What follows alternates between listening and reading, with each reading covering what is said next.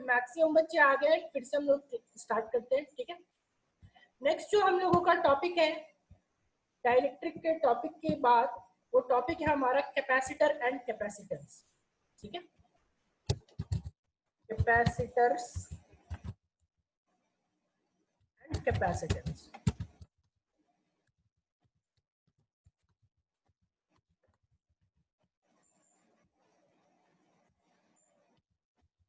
तो सबसे पहले हम लोग देखेंगे कि कैपेसिटर क्या होता है, फिर उसके बाद हम लोग आएंगे कैपेसिटेंस को। देखो कैपेसिटर क्या है कि आप कोई भी दो इंसुलेटिंग बॉडी ले लो, ठीक है, दो एक इंसुलेटिंग बॉडी ले लो और बाकी दो कंडक्टिंग होंगे, ठीक है। मतलब कि ये ऐसा कुछ कोई भी अरेंजमेंट ऐसा हो, ये जो है कंडक्टिंग बॉडी है, ध्यान रखिए, ठीक है। आप रैंडमली कोई भी फिगर पुट कर सकते हो, कोई भी चीज हो सकता है। कैपेसिटर जो जनरल हम लोग लेते हैं वो कोई भी रैंडमली ऐसा, एक ये कंडक्टिंग बॉडी है और दूसरा ये कंडक्टिंग बॉडी, ठीक है। ये कंडक्टिंग हुआ, ये कंडक्टिंग हुआ, ये जो है यहाँ पे ये क्या है, इंसुलेटिंग है। कंडक्टिंग और इंसुलेटिंग का मतलब आप जानते हो, कंडक्टिंग का मतलब कि वो कंडक्टर हो, ठीक है, और इंसुलेटिंग का मतलब वो डाइलेक्ट्रिक होगा, ठीक है। अब जैसे ऐसे यहाँ पे ये क्या है, कंडक्टिंग बॉडी, ठीक है, और ये भी क्या होगा, conducting body, both are conducting bodies. और ये जो इन बिटवीन है ये क्या हो जाएगा, insulating body. This one is insulating body,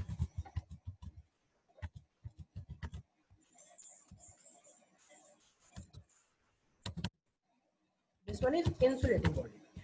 तो जब भी कुछ ऐसा अरेंजमेंट होता है तो इस अरेंजमेंट में हम लोग क्या बोलते हैं कि ये पूरे अरेंजमेंट को, this arrangement is known as what, capacitor. अब आप जानते हो कि जैसे ही दो कंडक्टिंग बॉडीज है तो उसमें अभी डाइलेक्ट्रिक में आपने देखा था ना कि इंसुलेटिंग बॉडी की यहाँ पे क्या आता है, पॉजिटिव चार्जेस आ जाते हैं, राइट। ये हमारा क्या हो जाएगा, एक कंडक्टर है तो कंडक्टर्स पे इस साइड में, राइट वाले कंडक्टर में पॉजिटिव चार्ज आएगा ड्यू टू इंडक्शन, ठीक है। और इस बाहर वाले में क्या हो जाएगा आपका, यहाँ पे इस वाले में क्या आ जाएगा, माइनस चार्ज, ठीक है। तो ऐसा कोई भी बॉडी को हम लोग क्या बोलेंगे, कैपेसिटर बोलेंगे। डिफाइन कैसे करेंगे, देखिए डिफाइन करने का तरीका क्या है, when two conducting bodies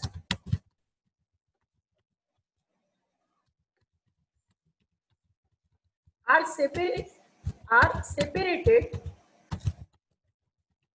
by an inducting body,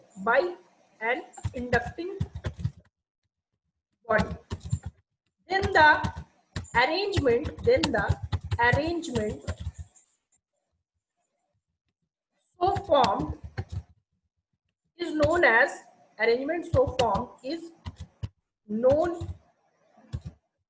capacitor. मतलब क्या, जब भी हम लोग दो कंडक्टिंग बॉडीज को एक इंडक्टिंग बॉडी से सेपरेट करते हैं तो जो अरेंजमेंट फॉर्म होता है उसको हम लोग क्या बोलते हैं, कैपेसिटर, ठीक है। अब देखो ये कैपेसिटर, जैसे ये तो इंसुलेटिंग बॉडी है, कंडक्टिंग बॉडी में मान लो चार्ज आया, ठीक है, और कंडक्टिंग बॉडी में चार्ज आया, तो कंडक्टिंग बॉडी में चार्ज आया तो इंसुलेटिंग बॉडी से वो ट्रांसफर हो नहीं सकता है, क्योंकि इंसुलेटिंग बॉडी में जो है वो चार्जेस फ्री नहीं होते, वो आप में बहुत कम इलेक्ट्रॉन्स होते हैं। तो चार्ज जो है वो चार्ज आपका इस कंडक्टिंग बॉडी से इस कंडक्टिंग बॉडी पहुंच नहीं सकता, तो सारे का सारा चार्ज, पॉजिटिव चार्ज इस एज पे आ जाएगा और सारा का सारा नेगेटिव चार्ज इस एज पे आ जाएगा। तो ये क्या कर रहा है, चार्ज को स्टोर कर रहा है, राइट। कोई भी कैपेसिटर का काम क्या होता है, चार्ज को स्टोर करना, क्योंकि बीच में इंसुलेटिंग बॉडी है और बीच में इंसुलेटिंग बॉडी है तो वो चार्ज इधर से फ्लो होकर के इधर जा ही नहीं सकता, क्योंकि वो इंसुलेट करके रखा हुआ रहेगा। आप खुद देख सकते हो, रैंडमली आप किसी भी चीज में ये चीज कर सकते हो कि मान लो प्लास्टिक, जो अभी वायर्स लगे होते हैं उसमें प्लास्टिक लगा होता है, राइट। तो चार्ज जो है वो वायर से अंदर फ्लो कर रहा है, लेकिन उससे आपके बॉडी में फ्लो नहीं हो रहा है। क्यों, क्योंकि आपके बीच और वायर के बीच जो प्लास्टिक आ रहा है वो इंसुलेटर का काम कर रहा है, इंसुलेटिंग बॉडी का काम कर रहा है, राइट। तो कोई भी ऐसा अरेंजमेंट को हम लोग क्या बोलते हैं, कैपेसिटर। और अब हम लोग आएंगे किस पे, कैपेसिटेंस पे, ठीक है। तो कैपेसिटेंस क्या हो जाएगा, तो कैपेसिटेंस होता है the ability of a capacitor to store charge is known as capacitance। मतलब किसी भी कैपेसिटर का एबिलिटी जिससे वो क्या कर सकता है, चार्ज को स्टोर कर सकता है, उसको हम लोग क्या बोलेंगे, कैपेसिटेंस, राइट। तो अभी हम लोग को देखना है सबसे पहले जो है इस कैपेसिटर के वजह से ये चार्ज स्टोर कर रहा है। तो पहला जो हम लोगों का टॉपिक है, इसके बाद क्या ये सबको क्लियर है, कैपेसिटर और कैपेसिटेंस सबको क्लियर हो गया कि कैपेसिटर क्या होता है, कैपेसिटेंस क्या होता है। किसी को कोई डाउट है तो बताइए, मैं एक बार फिर से रिपीट करूंगा, अगर सबको क्लियर है तो ही मैं आगे बढ़ूंगा, बताइए। Is it clear to everyone?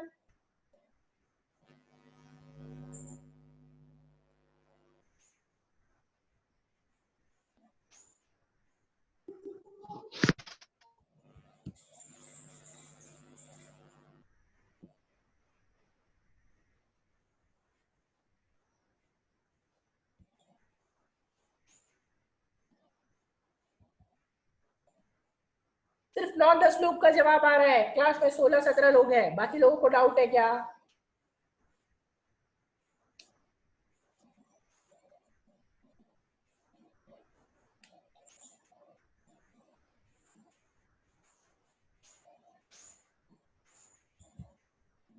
चलो ठीक है, जिनको समझ आया ठीक, जिनको नहीं भी समझ आया मैं एक बार फिर से रिपीट कर दे रहा हूँ। कैपेसिटर क्या होता है, जब भी हम लोग दो कंडक्टिंग बॉडी लेंगे उसके बीच एक इंसुलेटिंग बॉडी डाल देंगे, तो ये जो अरेंजमेंट फॉर्म होगा कंडक्टिंग बॉडी और इंसुलेटिंग बॉडी का, इसको हम लोग बोलेंगे कैपेसिटर। काम क्या है कैपेसिटर का, स्टोर करना चार्ज का। और कैपेसिटर का जो एबिलिटी है, कैपेसिटर का एबिलिटी कि वो चार्ज को स्टोर कर सके, वैसी एबिलिटी को यानी कि क्षमता आप बोल सकते हो एक तरीके से, कैपेसिटर का वो क्षमता जिसके वजह से वो चार्ज को क्या कर सके, स्टोर कर सके, तो उसको हम लोग बोलेंगे कैपेसिटेंस, राइट। अब हम लोग नेक्स्ट पे आते हैं। नेक्स्ट हम लोग देखेंगे स्फेरिकल कैपेसिटर, ठीक है। सबसे पहले ये चीज ध्यान रखना है हम लोगों को, ठीक है। इसमें सोचिए तो कि हम लोगों के पास जो Q है चार्ज, अगर हम लोग वोल्टेज बढ़ाएंगे तो ये चार्ज बढ़ता जाएगा, ठीक है। बोलोगे कैसे सर? तो चार्ज हमेशा क्या करता है, हाई वोल्टेज से लो वोल्टेज फ्लो करता है ना, तो आपका चार्ज की वैल्यू जैसे जैसे आप इलेक्ट्रिक फील्ड बढ़ाओगे तो ये चार्ज आपका बढ़ेगा, राइट, इंसुलेटिंग बॉडी का। तो कैपेसिटर के लिए क्या होता है कि कैपेसिटर के लिए हमेशा जो चार्ज होता है वो प्रोपोर्शनल होता है किसके, V के। इस दोनों के कंडक्टिंग बॉडी के बीच का वोल्टेज डिफरेंस, अगर कंडक्टिंग बॉडी के बीच का वोल्टेज डिफरेंस ज्यादा है, ठीक है, तो चार्ज आपका ज्यादा होगा, और वोल्टेज जो है आपका ज्यादा होगा तो या चार्ज ज्यादा रहेगा, वोल्टेज कम रहेगा तो चार्ज कम रहेगा, ठीक है। तो इस Q जो होता है वो प्रोपोर्शनल टू V होता है। अब Q प्रोपोर्शनल टू V होता है तो यहाँ से हम लोग प्रोपोर्शनलिटी कांस्टेंट हटाएंगे, तो Q प्रोपोर्शनलिटी कांस्टेंट हटाएंगे तो एक कांस्टेंट आएगा C, और C को हम लोग क्या बोलते हैं, C को ही हम लोग बोलते हैं कैपेसिटेंस। याद रखिएगा कि फॉर्मूला क्या होता है, C इक्वल्स टू कैपेसिटेंस। याद कैसे रखना है, पुराने टाइम में जो लोग क्रिकेट देखते होंगे थोड़ा बहुत उनको याद होगा कि श्रीलंका का एक बॉलर था चमिंडा वास, कोई देखते हैं, किसी को याद है? और हम लोगों ने जब ये पढ़ा था तो मुझे इसी तरह याद करवाया था सर ने कि Q equals to charge equals to Chaminda Vaas. Chaminda वास कौन था, श्रीलंका का बॉलर। तो आपको इस तरह से याद रखना है बस कि Q इक्वल्स टू क्या होता है, CV। C क्या है, कैपेसिटेंस, ठीक है। अब देखो Q इक्वल्स टू यहाँ पे क्या हो गया, कैपेसिटेंस आ गया। तो हम लोग कैपेसिटेंस को एक और तरीके से हम लोग डिफाइन कर सकते हैं, कैसे? सो देखिए, आप लिख सकते हो कि C equals to Q by V, C equals to Q by V। अब मैं क्या कर रहा हूं, V equals to 1 volt put कर रहा हूं, देखो तो, let V equals to 1 volt. तो अगर मैं V equals to 1 volt put करूंगा तो C की वैल्यू कितनी हो जाएगी? C की वैल्यू हो जाएगी Q, राइट? तो C इक्वल्स टू Q हो जाएगा। हाँ ये भी वाह, शिवनंदन ने बहुत अच्छा दिया है। Q equals to coronavirus. Coronavirus यानी कि CV, याद रखिएगा सबको, अब तो याद हो जाना चाहिए सबको। कोरोना अभी चल भी रहा है, ठीक है? तो Q equals to coronavirus याद रखिएगा आप लोग, चार्ज बराबर कोरोना वायरस। चलो, तो यहाँ पे C इक्वल्स टू क्या हो गया? Q। तो हम लोग क्या करेंगे देखो, तो मैथमेटिकली कैसे डिफाइन करेंगे, ध्यान से देखिएगा। Mathematically capacitance is defined as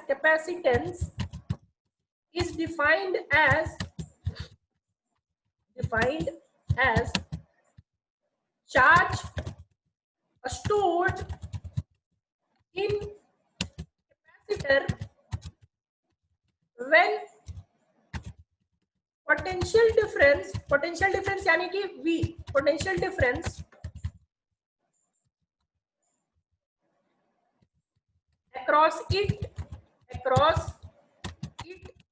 is 1 volt। ठीक है, मतलब कैपेसिटेंस क्या होता है? किसी भी कैपेसिटर के अराउंड जब आपका क्या हो जाए, चार्ज वोल्टेज 1 वोल्ट हो जाए, तो जो चार्ज स्टोर्ड होगा उसमें, उसी को हम लोग क्या बोलेंगे? कैपेसिटेंस। दो डेफिनेशन बताया कैपेसिटेंस का। पहला थ्योरेटिकली जो बताया वो था कि ability to store charge is known as capacitance. दूसरा मैथमेटिकल डेफिनेशन बताया। मैथमेटिकल डेफिनेशन में हम लोगों ने देखा कि जितना चार्ज स्टोर करेंगे, कब? जब वोल्टेज कितना हो? 1 वोल्ट का। किसके अक्रॉस? कैपेसिटर के अक्रॉस।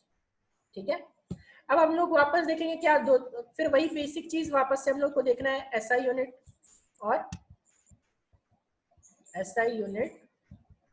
और डायमेंशन।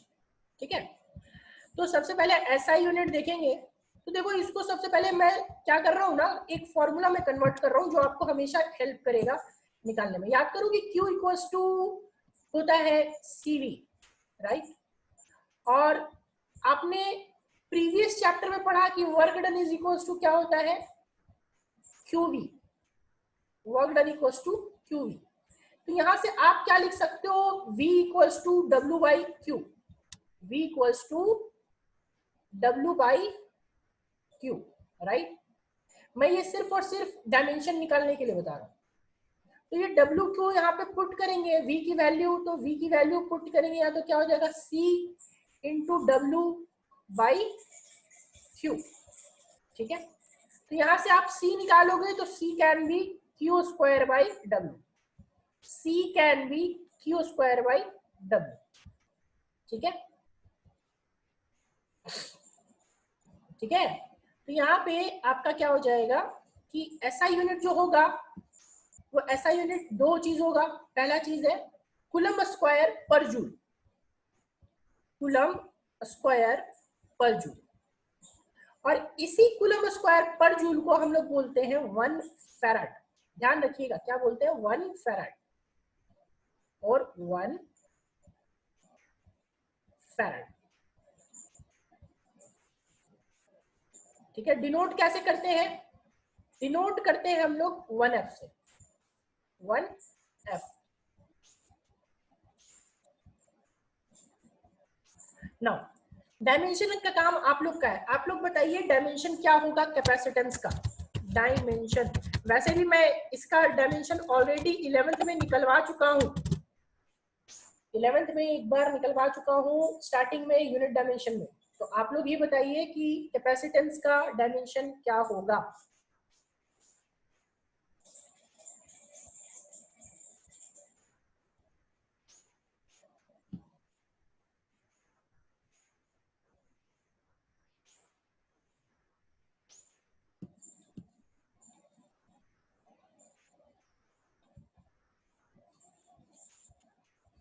जिन लोगों ने हैंड रेज किया है, एक एक करके, आप कुछ डाउट है तो आप अनम्यूट करके पूछ सकते हो।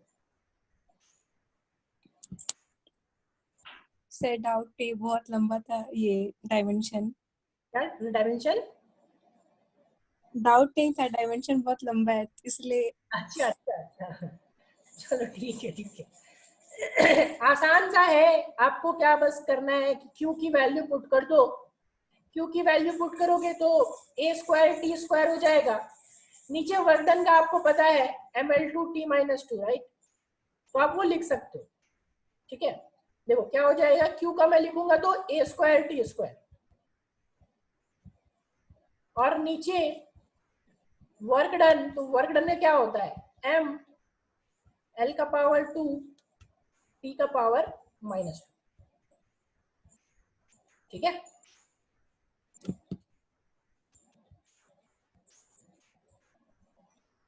ठीक है, गुड, जिनका आ रहा है सही है, ठीक, ठीक है। क्या लिखेंगे इसका m, अरे यार ये m का पावर -1, l का पावर -2, t का पावर 4 और a का पावर 2। अब देखो बहुत बार अब क्या करना है, कैपेसिटर का बाबू डायमेंशन हमेशा याद रखना, मैं इसलिए बोल रहा हूँ क्योंकि जैक बोर्ड में भी ऑब्जेक्टिव क्वेश्चन है और इस ईयर से आपका सीबीएसई में भी ऑब्जेक्टिव क्वेश्चन कर दिया।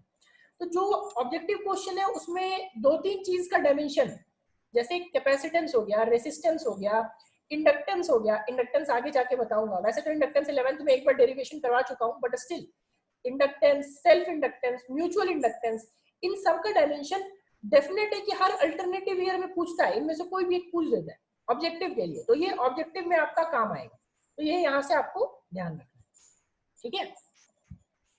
चलो यहाँ तक क्लियर है सबको कॉन्सेप्ट, आगे बढ़े।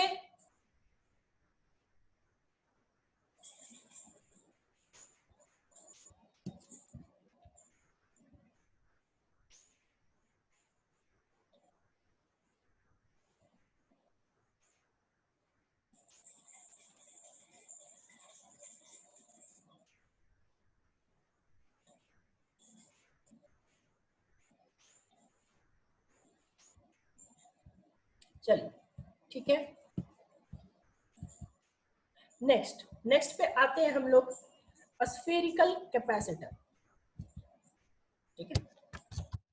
स्फेरिकल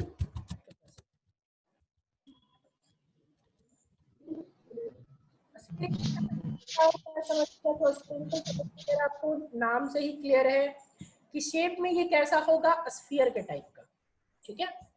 और शेप में स्फीयर के टाइप का होगा मतलब कि ये मान लो, देखो ये स्फीयर है, ठीक है, और ये स्फीयर में इसका क्या है कि कुछ ना कुछ इसका रेडियस रहेगा।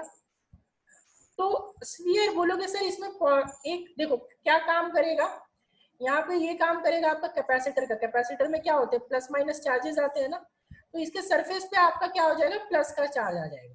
और जो बाहर इंसुलेटर है आपका, अर्थ जो है, अर्थ काम करेगा नेगेटिव की तरह, और ये प्लस चार्ज इस पे आएगा, तो ये आपको हम लोग बोलेंगे इसको क्या, स्फेरिकल कैपेसिटर। अब ये पॉजिटिव चार्ज पूरा बॉडी पे होगा, ठीक है, मैं सिर्फ अभी इस पे ड्रॉ कर रहा हूँ।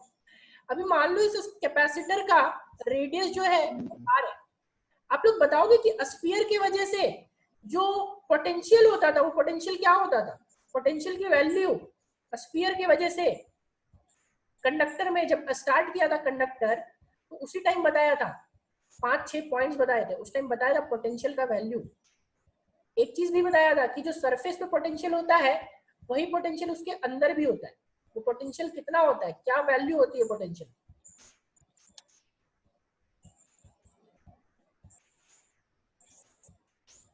याद है किसी को?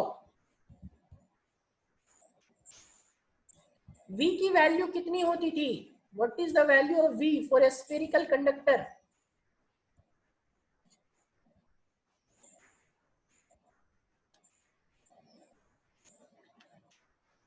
सिर्फ एक, और बाकी लोगों को नहीं याद। 2,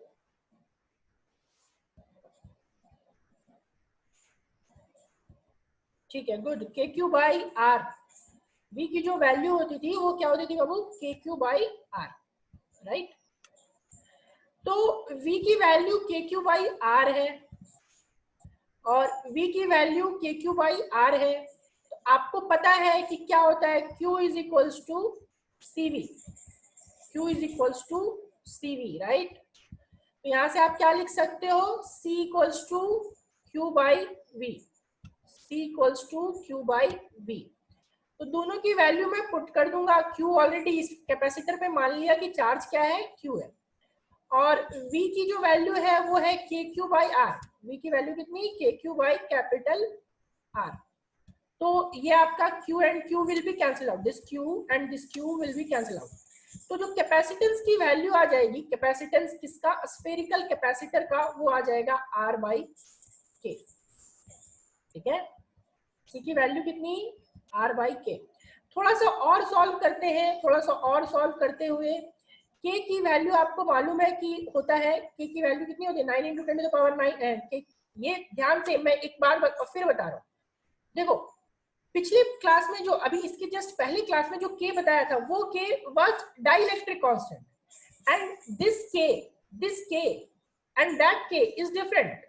वो डाइलेक्ट्रिक कांस्टेंट था, ये जो K है इसकी वैल्यू होती है 1/4 पाई एप्सिलॉन नॉट। तो बहुत बार आप दोनों में कंफ्यूज हो जाओगे, तो ध्यान रखिएगा कि कहाँ पे K की वैल्यू डाइलेक्ट्रिक कांस्टेंट है और कहाँ पे K की वैल्यू क्या है, 1/4 पाई एप्सिलॉन नॉट। तो इस जगह पे 1/4 पाई एप्सिलॉन नॉट है, तो 1/4 पाई एप्सिलॉन नॉट मैं यहाँ पे पुट कर दूंगा, तो यहाँ पे हो जाएगा 1/4 पाई एप्सिलॉन नॉट। ठीक है, 1/4 पाई एप्सिलॉन नॉट। तो फाइनल जो C का वैल्यू आएगा, वो C का फाइनल वैल्यू कितना आएगा, C का फाइनल वैल्यू आएगा 4 पाई एप्सिलॉन नॉट R। ठीक है, तो किसी भी आपका किसी भी स्फेरिकल कैपेसिटर का कैपेसिटेंस कितना होता है, 4 pi epsilon naught R। Is it clear to everyone?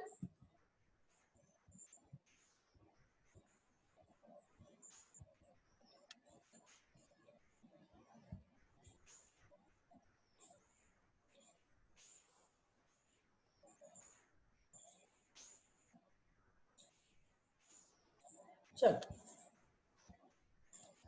ठीक है, गुड। इसके बेसिस पे एक होमवर्क है आप लोगों का, सबसे पहला होमवर्क है find out the capacitance of earth considering as a sphere।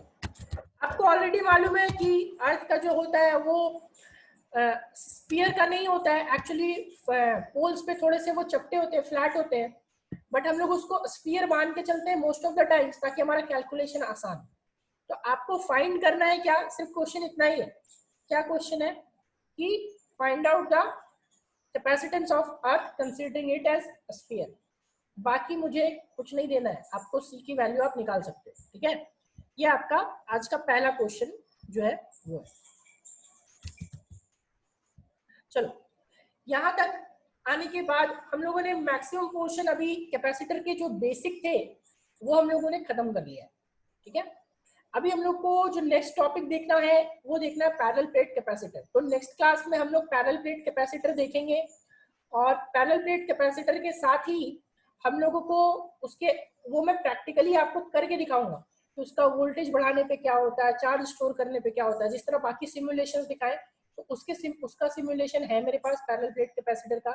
तो वो हम लोग नेक्स्ट क्लास में अच्छे से पैरेलल प्लेट कैपेसिटर देखेंगे। उसके पहले जो आज तक बताया वो सारी चीजें रिवीजन कीजिएगा। सिर्फ आज का एक ये बेसिक क्वेश्चन है, बेसिक क्वेश्चन दिया है, कोशिश कीजिएगा।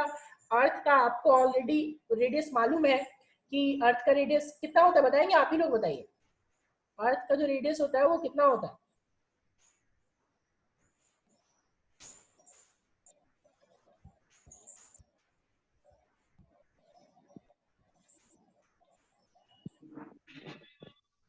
ठीक है, 6400 किलोमीटर, अराउंड 64। हाँ श्रेया बोलिए, क्या कंफ्यूजन है?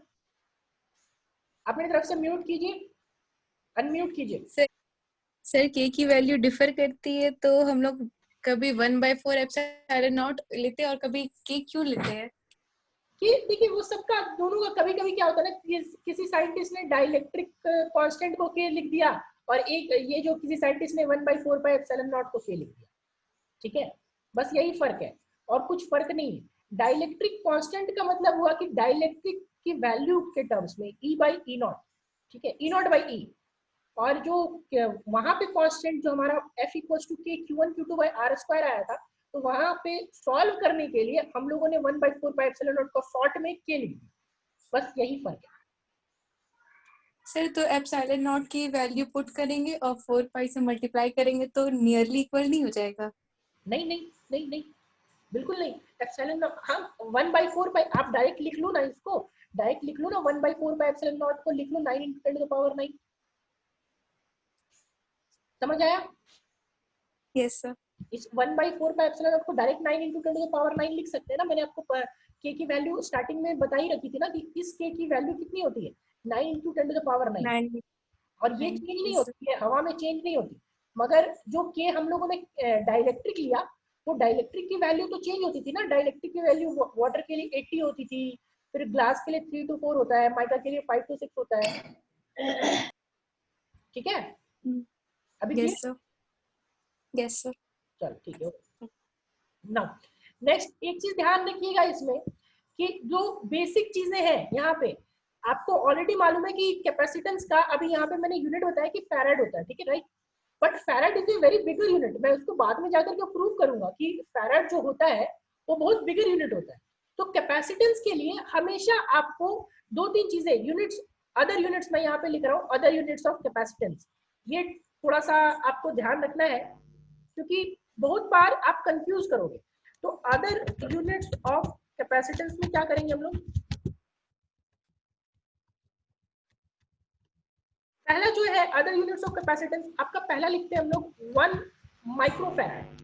तो माइक्रो का मतलब आपको मालूम है कि 1 माइक्रो का फैराड का मतलब कितना होता है, 10⁻⁻6, ठीक है? तो दिस विल बी 10⁻⁻6 फैराड, ठीक है? नेक्स्ट कहीं कहीं पे पिको फैराड देगा, 1 पिको फैराड। तो 1 पिको फैराड भी आपको पता है, पिको फैराड बताइएगा आप लोग, पिको फैराड मतलब कितना हो जाएगा?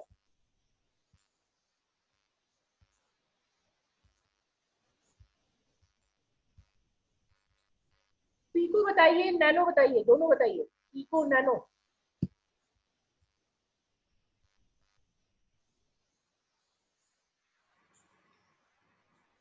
रोशन ने बोला 7.11 इंटू 10⁻7, थोड़ा सा गड़बड़ है रोशन, थोड़ा सा गड़बड़ है आपके कैलकुलेशन में, 10⁻7 नहीं होगा, सोचिए। पिको का मतलब होता है 10⁻⁻12 फैराड, ठीक है? और नैनो का मतलब होता है,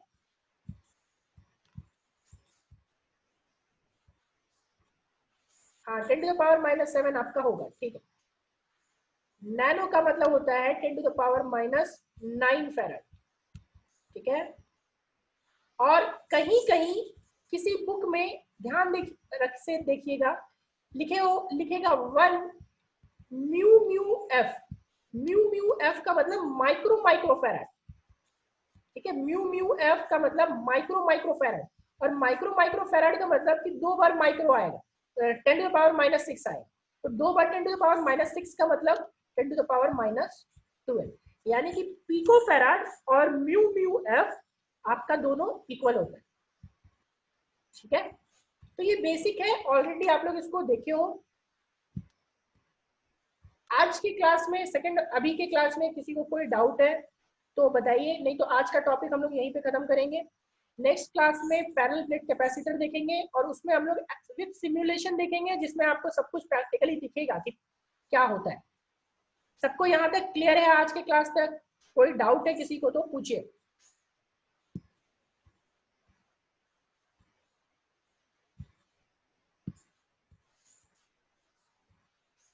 आज का क्लास सबको क्लियर है?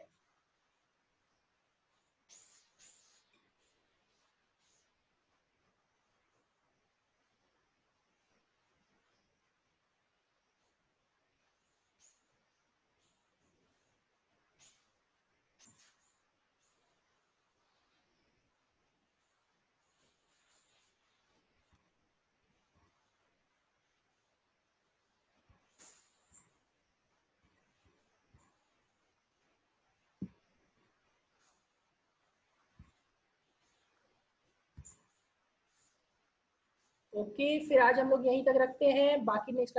हाँ पूजा, आपने हैंड रेज किया है, कुछ डाउट है तो अपनी तरफ से अनम्यूट करके पूछिए।